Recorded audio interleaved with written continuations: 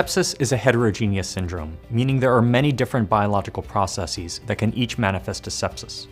A 5-year-old with sepsis due to influenza and a 90-year-old with sepsis due to an E. coli urinary tract infection are unlikely to have the same biology causing their sepsis. So why would we use the same treatment on both and expect them to respond the same way? This is why decades of sepsis trials have failed to identify effective treatments. With advances in our research tools, we're starting to understand that all sepsis is not the same and redefine it not as one unified homogeneous condition, but as a collection of distinct subtypes, which may each need different treatments. And that's our goal when we talk about precision medicine in sepsis.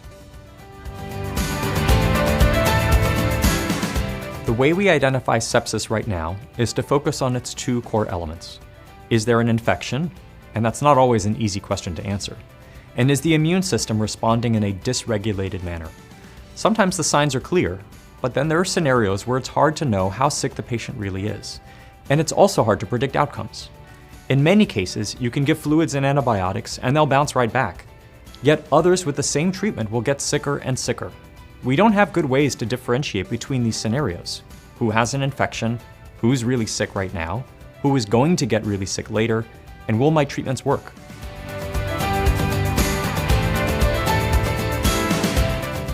There is no one test to definitively identify sepsis. Let's take the case of a 56-year-old man coming into the ER not feeling well. His heart rate is a little high, he has a bit of a fever, his white blood cell count is abnormal, but everything else is okay. When these pieces of the puzzle come together in a way that's ambiguous, that's where MDW can be a helpful biomarker for severe infection and risk of sepsis for adult patients in the emergency department. Never on its own, but as a sort of diagnostic tiebreaker. In the case of our patient here, if we check MDW and it comes back normal, it's very unlikely the patient has sepsis. On the other hand, if MDW is high, that may be reason to admit for more aggressive treatment and observation. So this biomarker is really exciting for a few reasons. One, it's actionable, helping clinicians diagnose sepsis and its severity. And two, it's measured as part of a routine CBC. You don't have to order an additional test, making it easily accessible to clinicians needing diagnostic help in sepsis. The Beacon program is a Danaher initiative that engages with leading academic researchers to support innovation across a variety of diseases. One beacon we're very excited about pairs researchers at Oxford University with Cepheid, another Danaher company. They're developing a test that measures a patient's immune response and stratifies them into one of two sepsis subtypes.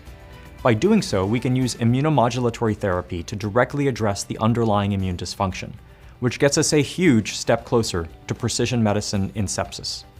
The Beacon programs are opportunities for Danaher to identify innovative, early-stage research in academia.